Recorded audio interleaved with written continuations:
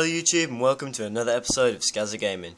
Today I'm going to be doing a review on Simcity 5 or Simcity 2013, depends what you want to call it. I'm going to start off talking about the servers.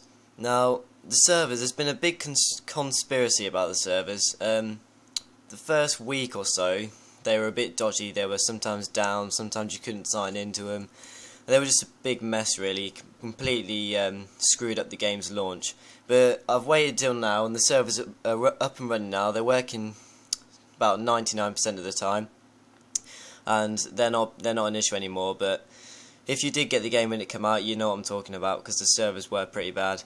However, I did get a message from EA and Origin the other day saying apologising for the servers and offering me a free game. So I got Battlefield 3 out of this little mistake that they made, which I'm pretty happy about. So this game is always online. Now, people are thinking it's an always online DRM, which means that basically they want you to be online so you can't pirate the game or crack the game.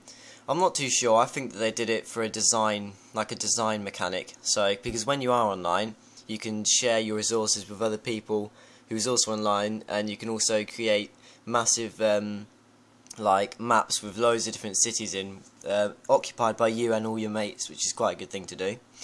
There isn't any terraforming in this like there was in the past SimCities, where basically you could adjust the land, you could put hills, mountains and stuff like that. You can't do that in this one. It does it automatically for you. If you put down like a bridge or something, it'll automatically adjust the landscape for you, which is a bit of a shame because I like doing that. But the maps aren't really big enough to do that. I'll talk about the map size a bit later.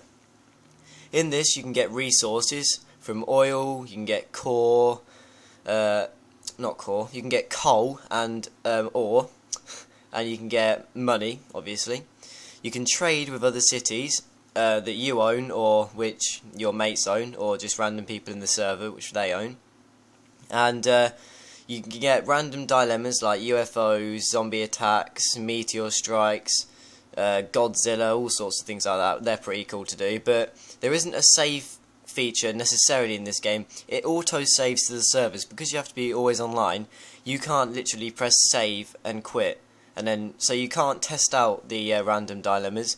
If a random dilemma happens, or if you put one down, that's it. You can't go back on it. It will automatically save to the server what you've just done. It saves in real time, which is a bit of a shame. You can't really test out the dilemmas with this, but I think it's still a good. At least you can actually put the random dilemmas down. It still works quite well. There is a cool way to show the information about your city. Instead of just clicking on a little button that says info and it shows you like how much money you have and all that. It basically, if you click on I don't know what you want to know about your roads, if you click on the little road icon, you'll get like 3D graphs coming up telling you like on your game so what density your road is and like that, and all sorts of things about your city. But it will just come up in your city instead of having to read loads and loads of pages of information about your city. It will just come up. They basically use more like more imagey based than word based, which is quite good, and it's better, I think, than just reading loads and loads of lines and stuff like that. Finally, I'm going to talk about the small map size. Now, this is an extremely big error I think they made. I think that they should have doubled, tripled, or even quadrupled the size of the maps, because at the moment they are just too small. It does take quite a long time to make quite a considerably large city, but once you get there, that's it. You can't make it any bigger. You can't do anything to it.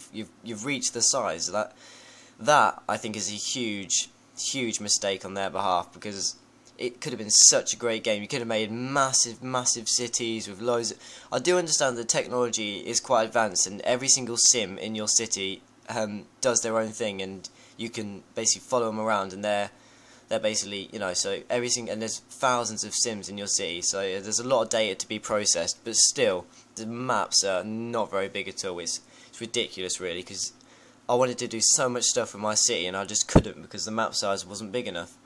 So you have to make a new city and just keep doing that, and eventually you can only have up to 16 cities in your region anyway, so it's like eventually you just think, oh, well, this is a bit ridiculous, and leave the game. But overall, the gameplay is extremely fun. I can play for hours and hours and hours, just making my city and watching all the people and all sorts of things. It's just a great game, great fun, I think. And the fact that I got Battlefield 3 out of it, I think it was a great purchase, and I'm glad I got it. So overall, I'm probably going to give the game an 8 out of 10 because it does have some flaws, but overall, it's just a fun game to have. I think it's worthwhile. Thanks for watching my review, and I'll see you in the next video. Thanks, guys.